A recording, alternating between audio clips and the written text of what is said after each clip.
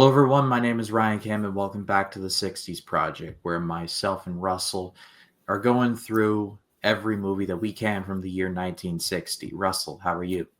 Good, really good. Glad to be covering another '60s project week, and I think this week might have been like the better of it. I'm saying with film wise, I think like all of them were pretty good films. Like there wasn't like an awful one in the mix of three that we're talking about. So it was actually a better dose of good films here. Yeah, just for context, a couple weeks back when we were back in the 60s, we covered the original Psycho, which, I mean, greatest of all time status right there. And then we had a couple of ones. So, Yeah. one was Breathless, which that was very good, the Jean-Luc Godard one, and then there is The Devil's Partner, which I didn't like, but you It liked. was it was okay. Yeah. But here we actually have two really good ones and a good one. So Yeah. in terms of consistency, you are right, and this is the most consistent. But if you are watching the video version, please leave a like, subscribe, do the thing. We would greatly appreciate it. If you're listening on Spotify, leave it 5 stars. We would love that as well. With that out of the way, let us dive in. First up with a film from the Soviet Union. Yes, really. It is called The Cranes Are Flying.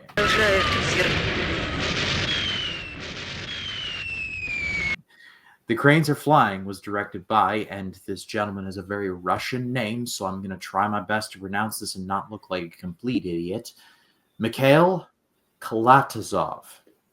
That's as close as I'm going to get. This was released in what now known as Russia in 1957. However, it did not get a U.S. release until 1960. It tells the story of a couple named Boris and Veronica. Boris is drafted to serve for Russia during World War II, and the movie covers Veronica and her time during the war, how she learns that Boris dies, she ends up getting married again, or well, not getting married, but married again, but marrying a stranger, and that really making her family mad at her, and all told in a rather unique sense, in that this movie looks way better than it has any right to be for technically 57, but 60 for the sake of this series. In terms of a movie like this, considering the history involved, it's amazing this movie even saw the light of day in the States. Yeah, for sure. I mean, I'm reading a book now called Killing Kennedy, which is about Kennedy's assassination, but also the leading up to it. And there was a couple times in the early 60s where nuclear war was not like like a like a like a like a hypothetical situation in a video game like Fallout. Like it almost actually happened. Like Yeah. it was really scary from what I've read. And so the fact that this movie even got released in the States is just wild to me. But just for some trivia, the movie ended up winning the 1958 Palme d'Or at the Cannes Film Festival, the only Russian film to ever do so. And so that got it widespread attention. It's in the Criterion collection now. It's widely respected, and I get the appeal and I see why, because this movie was way better than I was anticipating. This movie was low key really great. Yeah, no, I even like told you off air. I was like, yeah, I think I want to pick this Criterion edition up. And just for context, it's Boris's, or I believe it is Boris's cousin Mark that Veronica ends up marrying, which I think is even weirder. Oh yeah, I don't know how I missed that, but I did. No, That's why I um, have co-hosts, y'all. So when I screw up, they'll be like, "No, actually, it's this." which was even like really like weird just because of the fact that he's like subtly like hitting on her as she is like still obviously in love with Boris. It's just really weird, but I think this movie is very beautifully shot. Um, like honestly, the shooting of the film kind of looks like something that you would see, and like newer black and white films, like i.e. maybe like Schindler's List, The Artist, or some stuff like that. I think I really do. I dig the shooting of the film. I think it's smooth. The editing is smooth. It's a really fantastic film. I think it's the best of the three that we're talking about. Yeah, I mean, I really just I like the story. I like how it kind of wraps itself up at the end. It kind of like comes full circle. It's just a good film. I don't think we're properly doing justice how good this movie looks. For 1957 was when it initially was released, so I'm going to say 57. For 57, this movie looks incredible. Like just what this director was doing and pulled off was just fantastic. If I had to give like an American example, it kind of reminded me a lot of Brian De Palma and what he would do in a lot of his films, like split diopter shots. And there's some shots here that I personally think didn't age tremendously well, but considering the fact that it's 57 and he was able to pull off something like this, it's genuinely very impressive. One of the ones that didn't age well for me was there's a bit of a subplot in which Veronica sees a little boy and almost adopts the boy, but the boy runs into traffic, and it's very clearly the shot is sped up, but it's shown in such a way where the kid looks like he's running when he's clearly like walking, but then it's like and then like just like Veronica grabs him out of the way. And you're like, get him out of the street. Just that part of it I thought was pretty awkward, but considering it's 57 and most of the shots look great. Oh yeah, look at Testament of Orpheus 3 years later, like how bad that movie was shot, and that was a respected filmmaker too. Do you know what I mean? Like to me, it's like it's a no-brainer how tightly shot that this film is way better than obviously Testament of Orpheus. But no, I like the film. I think that it works well. It's your typical. It almost reminded me of shades of like a little shades of Brothers, with Natalie Portman and Tobey Maguire and Jake Gyllenhaal. Just kind of like the premise of it, kind of. I did not catch the Brothers connection until you just said that. So thinking about it now, that does make a lot of sense. I mean, or you call it cousins because they are cousins. Yeah. This movie is very sad in that it is a pretty sad story. I won't give too much away, even though I believe I did say that Boris dies in the movie, and he does. But so my bad on my end. But overall, the movie is sad, but it doesn't like dwell on the sadness. It gives enough heft to it to be like, okay, this means something to these people, and I enjoyed the spirit of that. I thought the uncle was a bit over the top, though, and just is like, we shall shun this girl and never speak to her again. And then, like, near the end, you're like, oh, welcome back to the family. You're back now. I'm like, it's a bit of a clumsy rebound, but there you go. Yeah, I mean, I think maybe he realized in the fact that she was making a mistake. She was kind of like forced into it. She really didn't do it willingly. You know what I mean? Getting married to Boris's cousin. I mean, she just kind of did it, and I think that really kind of rubbed their family the wrong way. Obviously, because she was staying with them because she didn't have a place after her house got bombed or whatever. So I kind of see like the betrayal maybe in the parents' eyes of that. But. Yeah, I mean, the uncle, I guess I get it, though, just because of the fact, I guess he was being protective of the family. But like you said, you kind of, I mean, they don't dwell too much on the end, with the death. And I think, I think that gives it time. I guess that's where the movie comes full circle for me. It's not one of those, it's uplifting in a different way.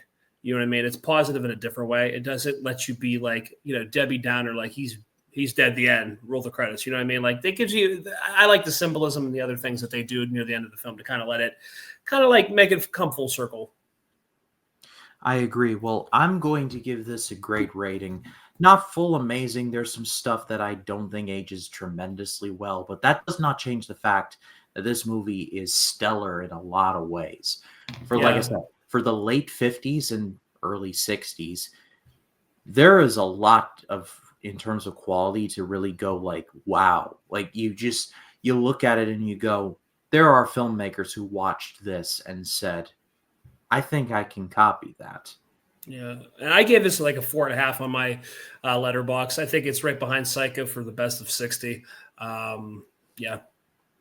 Well, speaking of the best of 60, let's keep on that positive trend and let's talk about Jazz on a Summer's Day.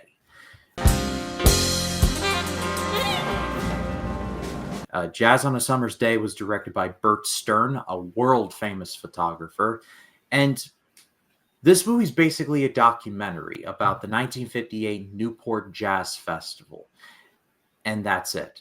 That's the movie. There's little to no narrative. It's basically like, if any of you have ever seen the movie Summer of Soul or The Revolution Could Not Be Televised, it's basically that. However, while that movie, being Summer of Soul, had some talking heads, specifically from the fifth dimension, here there are almost no talking heads, or there are no talking heads. There's a little narration to be like, this group is practicing to go on stage afterwards. But other than that, there's no narration. It's really just, it's almost like a home movie of sorts. It's a window into the late 50s. You see people just enjoying music, and I love the spirit of that, and I love the energy of that.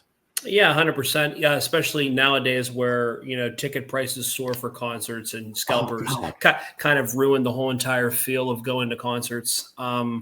It's one of those things where this is more innocent. This is where like the I would say like the grassroots effect of music, just loving music for it's the sound of, for the love of music.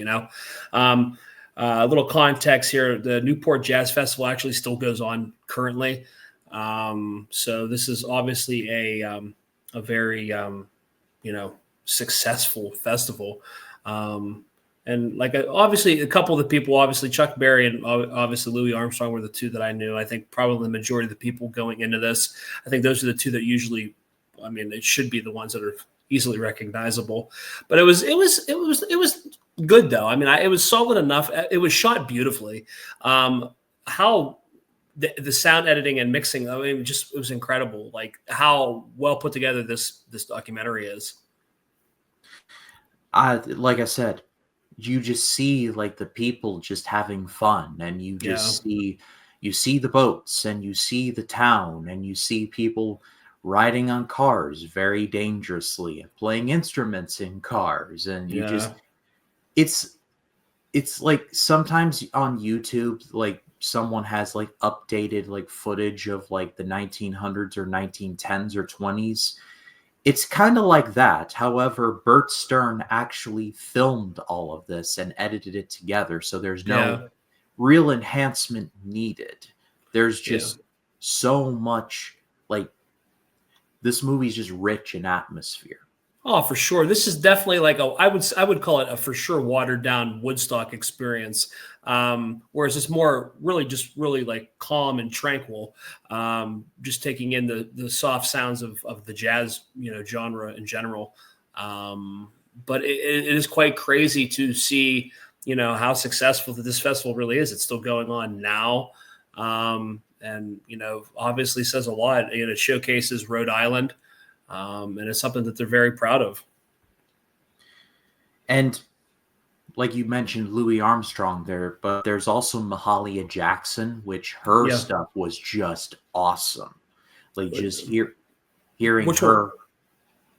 Sorry. Which one was she? Was she? She was near the end. She sang the Lord's Prayer. Oh, that was the end. She was one of the last ones. She was fantastic. Yeah. Oh yeah. Doing a little bit of research, Mahalia Jackson, in a time where segregation was unfortunately still a thing, she was one of the bigger crossover stars of that era. So her getting some love here was just phenomenal stuff. And like I said, this movie's not really a movie in the traditional sense of there's not a 3-act structure. This is like Summer of Soul or Monterey Pop or something like that. It's more of a home movie than a movie. But I appreciated that. And like I said, I was teetering on giving this a great or a full-on amazing, but I think for the vibes and just the music, I'm going to give it an amazing, because keep in mind, this is, like I said, it's not a traditional movie, but the music is so incredible. It looks still amazing to this day for Oh yeah. being close to 70 years old, Yeah. 60, 70 years old. My math sucks, so I'll probably get that way wrong. But in that neighborhood, the fact that it still looks this good to this day is just incredible. Oh yeah, 100%. I gave it a 4 out of 5 on my letterbox. I thought it was kind of what you said. I mean, I like jazz music. Okay, I'm not engulfed in a genre enough to, I guess, really know all the artists and all the different um, I guess genres of the jazz music. You know what I mean? But like you said, I mean, it just tells us, it's just a little look into the past, just a little snapshot of that one weekend, and in the 50s. So I liked it enough. It's definitely something like, I guess the big take home is the way it was shot.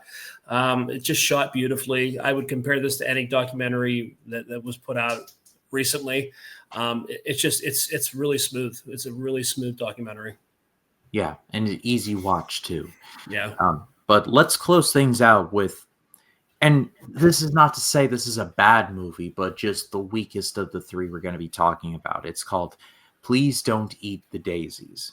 This was directed by Charles Walters, a pretty consistent director over at MGM. He directed High Society, which is a musical remake of, and hang on, let me find the title. The Philadelphia Story, which was a remake of, which was High Society was a musical remake of the Philadelphia Story, and he also directed Easter Parade. So he did a lot of comedies and musicals. And Okay. it starred Doris Day and David Niven. Doris Day plays a woman named Kate, and David Niven plays a man named Larry. They are married, they have a large family. And after getting a job as a theater critic, one that gets him a lot of scorn, the two end up uprooting and moving to the country, which, in a bit of a twist of fate, Kate ends up loving and Larry ends up hating, and hijinks ensue from there. I knew David Niven from his role in the Pink Panther films. He was the Phantom, the original one. It's a role that was recast. Christopher Plummer played it once. When we get deeper into the 60s, Russell, we'll get into the quagmire of the Pink Panther films, and you'll Okay. just be like, what is going on? But that's down the road. This was fine. It made me laugh a few times, but man, this movie overstayed its welcome. Yeah, I mean, like the almost 2 hour runtime, I think we could have shaved. I think we could have made it like 140. I think would have been ideal. Another thing we were talking about, man, Doris Day was a looker. Whew. Man, Yeah, she was gorgeous, man. Like, yeah, definitely, and really talented. Obviously, acting and singing. Definitely was, like how you said, definitely had to have been a big deal during the 50s, like that, 60s, and yeah. she must have been, because from what I've researched, she was at least highly favored. Oh yeah. And thing is that I've seen David Niven in a couple things, and he's normally good, but here I just did not care for his character at all. Like I'm inclined to say that was the point, to make him this kind of snobbish, but Yeah. it worked a bit too well. To me, it's like one of those things. It's like, yeah, I get it. You have 4 kids and stuff like that, but like, I thought, Kate's character, Doris Day's character, like really went up and beyond to really try to satisfy and please her husband. Do you know what I mean? Like, I know there's, I mean, we have 1 kid, and I mean, it's a handful. I can only imagine 4, and we don't put them in a cage like they do. But Yeah, that's for that was yeah, that was insane. I was yeah, seeing 100%. this, and I was thinking to myself, you know, I was not raised in the 60s, so I have no like window into this, but I'm like, Yeah. was this just a thing they did?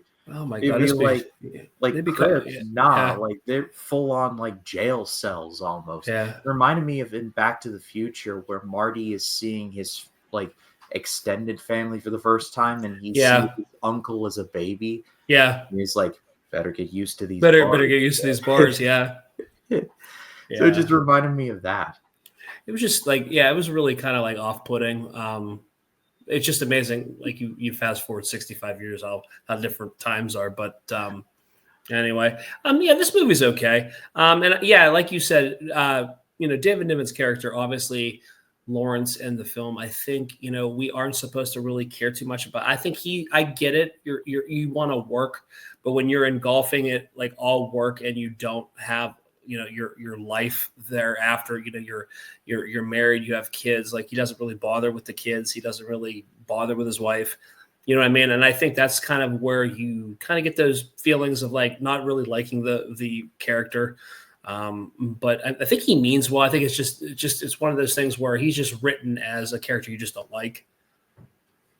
Yeah, like I said, I'm willing to write off certain like character choices, be like, I'm sure that was the point. But I Yeah. also have a limit with stuff like that where I have to be like, to quote Roger Ebert, I admire what they did and I Yeah. hated it.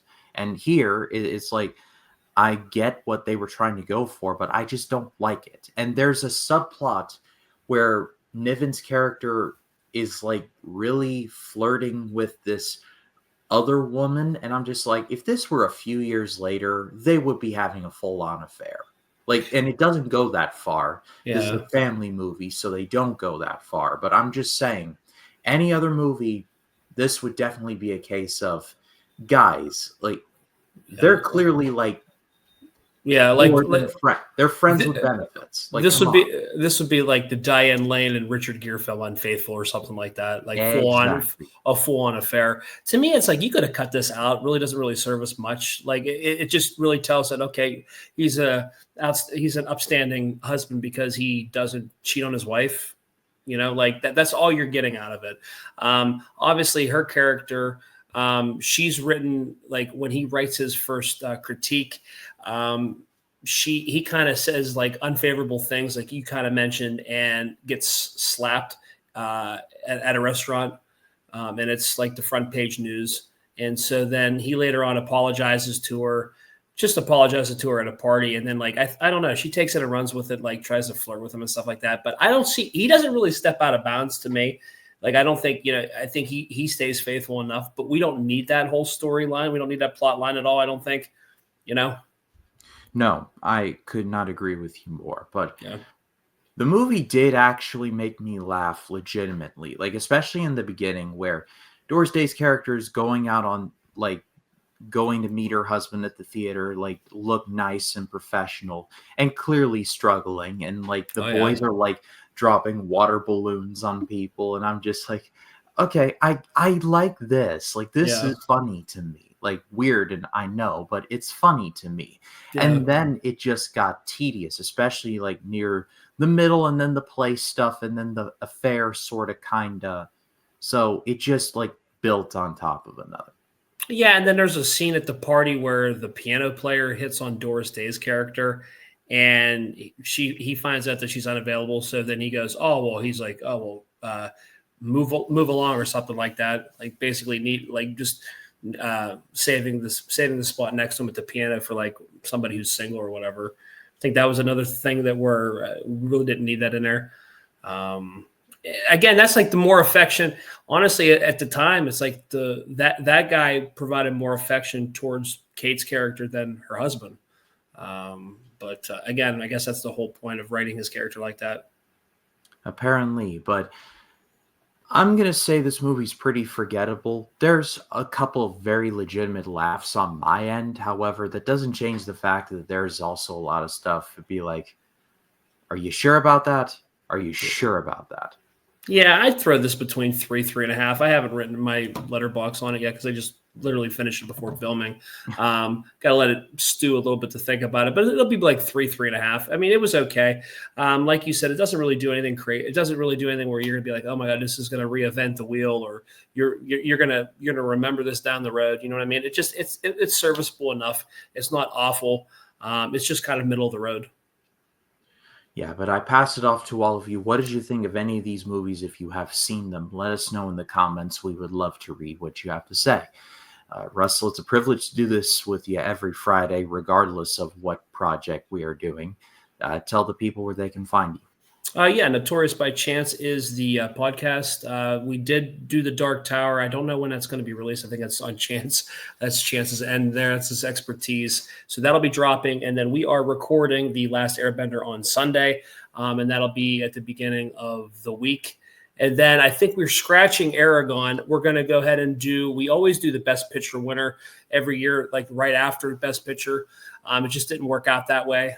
We're going to talk about Honora, obviously. Looking forward to that. And then we have some other stuff coming up for around the Easter holiday. But yeah, you guys can find us there. Notorious by Chance on YouTube. He does a show called Left Side, Strong Side, where it's about the NFL. They just did a funny, they did a funny, basically like an all pro team, but it was like all like troublemakers and stuff like that. So they put like Ray Lewis in there, OJ Simpson, like of who's who of like notoriously like felonious football players. It's actually it was really entertaining. So check that out. And you guys can find us NBC Podcast on the TikTok too.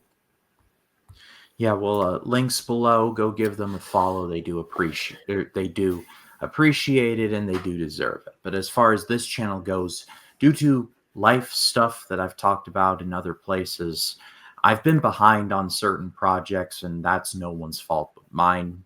But I am back on the horse. I am back in the saddle, and I have big plans for April. I have something coming up that'll be very interesting. And then as far as Russell and I go, next Friday we will be returning to the new millennium, the year 2000, and we'll be covering a few movies from there. But until then, for Russell, my name is Ryan Cam. We will see you all in the next one. You all take care.